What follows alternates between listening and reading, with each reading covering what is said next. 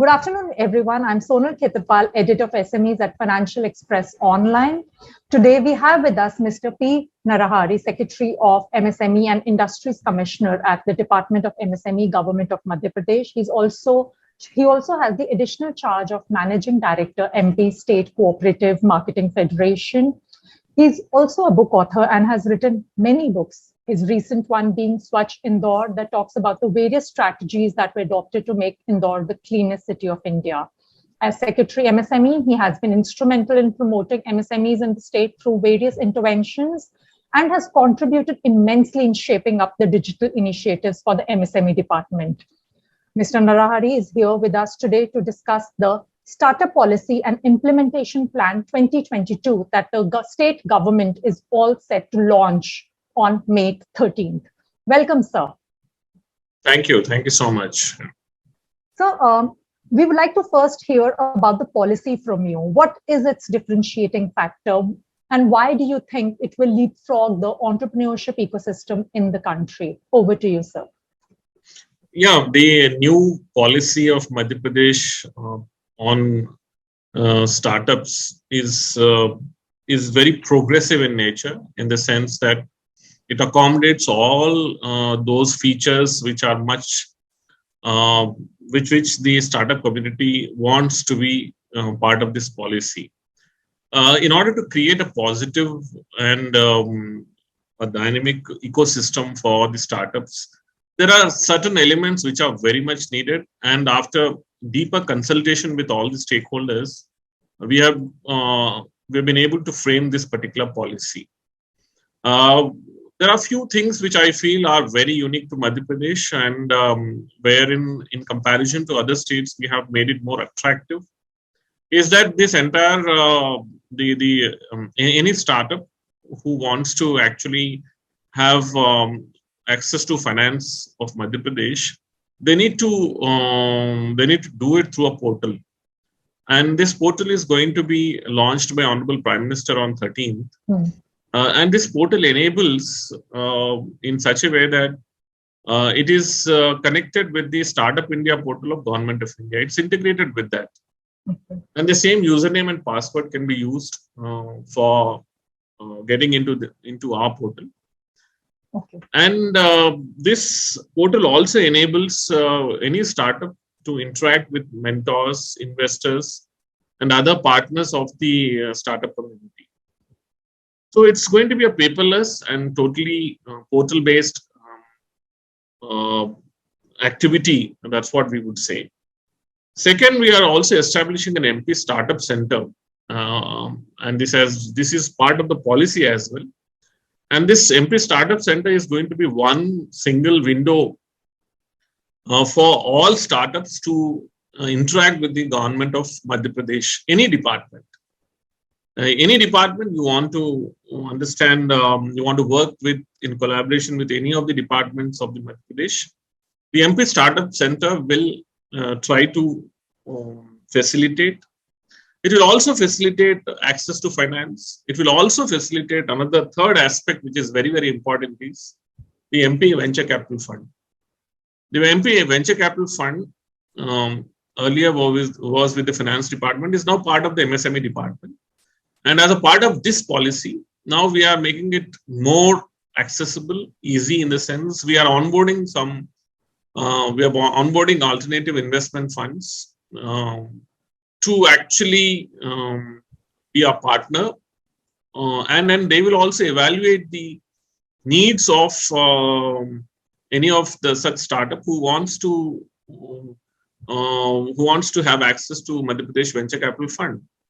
So all these features which I'm mentioning are, I think, going to be one great single point, single place for any startup to interact with us, and will enable access to finance more importantly. Very interesting, sir. So are these also the key differentiating factors from the older startup policy vis-a-vis the one you're launching this week? Yeah, yes, exactly. Most of these features were not part of the earlier startup policy. And after, as I mentioned to you, that This policy has been framed after deeper consultation with many of the stakeholders. Honorable Prime Minister on 14th of January, when he addressed the startup community of the entire country, he mentioned certain aspects which should be compulsorily part of any startup policy of any state. And our startup policy derives most of those aspects from what he mentioned in his speech. And apart from that, Honorable Chief Minister of Madhya Pradesh on 26th of January had a very good consultation with many startups of Indore on 26th of January. Now, after that series of meetings and series of stakeholder suggestions were taken and were incorporated into this policy. So you mentioned about this, online portal to access finance. So it will be the same portal from which startups can also access the MP Venture Capital Fund? Absolutely, absolutely. And what will it be called? It is. It's going to be MP Startup Portal.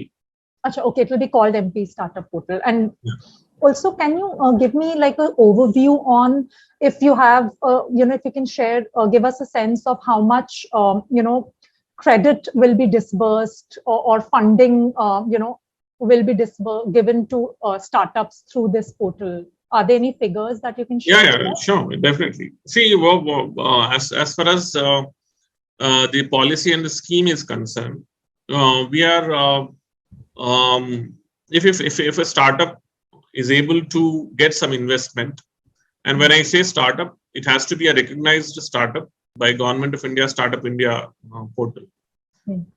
So we are going to only recognize those startups which are recognized by Government of India, Startup India.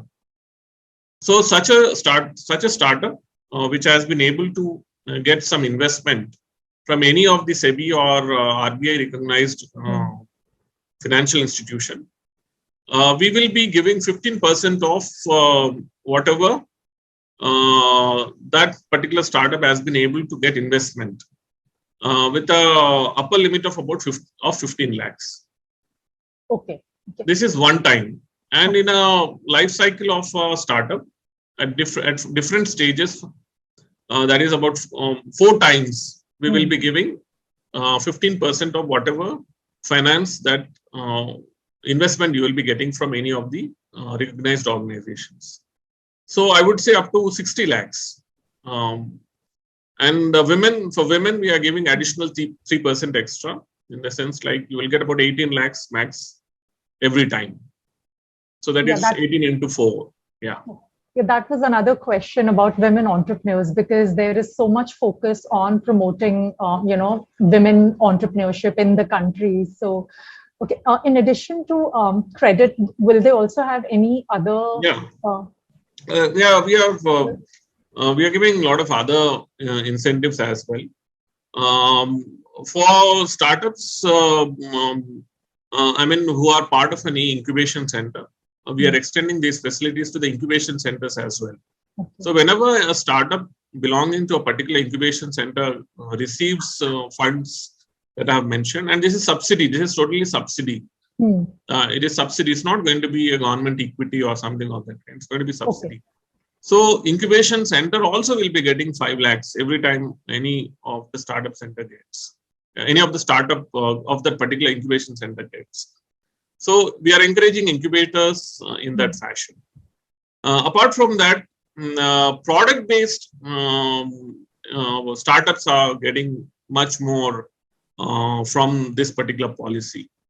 If any startup which is into product design and they are able to get investment and they have a place, let's say they have taken a rental space somewhere. We will be paying 5,000 rupees per month for the rental space that they are able to get. If they are having employees, let's say up to 25 employees that you have been able to employ. Per employee, we are giving an employee allowance of about 5,000 rupees per employee. Oh, okay, very interesting. And also for the training and capacity building of those employees, we are giving about 13,000 rupees per year as training capacity building fund allowance. The electricity duty is exempt for 3 years, and there is a concession on the electricity tariff as well, 5 rupees per unit. There is a tariff exemption. So many of these features that I'm mentioning are after a lot of discussion with the startups that they need some of these facilities so that they are able to, because any startup, we all understand, basically needs funds at the initial stage of their startup's life. So once the startup really catches up and their product or their innovation is appreciated, then investment will flow. But in the initial period, in order to stand on their own feet, that is when the government should actually support. That's how we have designed our policy.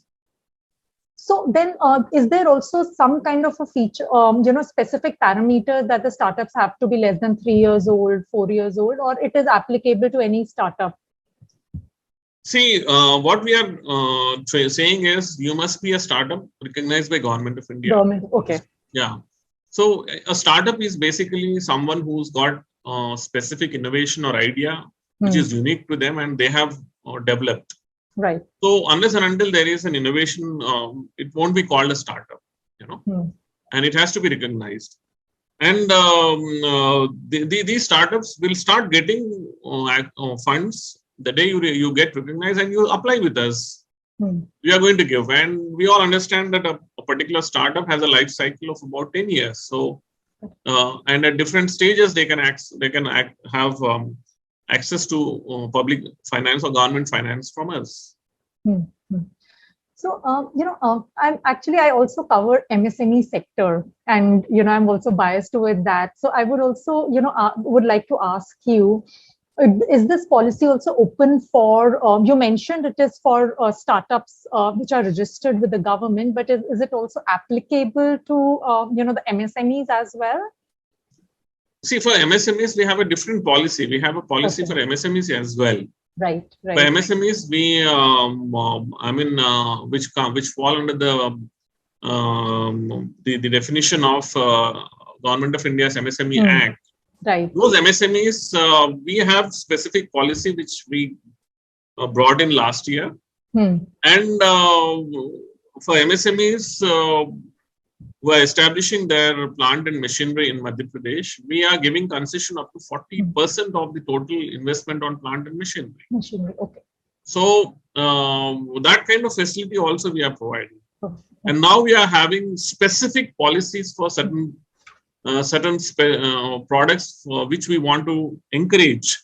We are coming up with a policy on furniture and toys, because that is Government of India, Honorable Prime Minister has laid out that we shouldn't import furniture and toys, wherein we have our own, we have huge capability in India, and why should we import? We should in fact be exporting.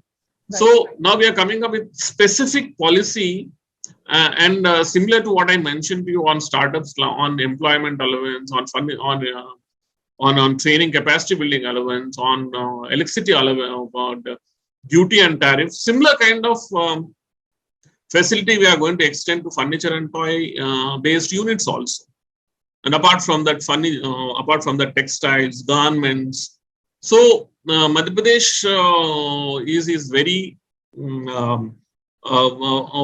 much encourages MSMEs, and we are having specific policies for these sectors as well. Okay. So can you share, the progress of the earlier policy? How many startups have been touched? And how many startups have provided support, funding support, incubation support? Is there a figure that we can look at? See, under the government of Madhya Pradesh, we are having 7 smart cities. And all these 7 smart cities, we are having incubation centers, and the smart city initiative of Government of India, Ministry of Urban Administration, all those startups who are part of these incubation centers are being provided a lot of funds, facilities, and and other concessions that I've mentioned. We are having about 1,900 startups, recognized startups in Madhya Pradesh, out of which 800 startups are owned by women. And we are continuously, in the last 2 years during the COVID pandemic, nearly 1,000 new startups got recognition on various on various areas pertaining to healthcare, agriculture, fintech, design, engineering, all these areas. So this is a continuous effort by government of Madhya Pradesh, and we are hoping that in a year's time, at least 3,000 more startups will be recognized from Madhya Pradesh. Looking at the pace with which startups are actually getting recognized and also getting good investment. We are having two startups which are on the verge of becoming unicorns. And one is on the data center pertaining work. The other one is on working on carbon credits.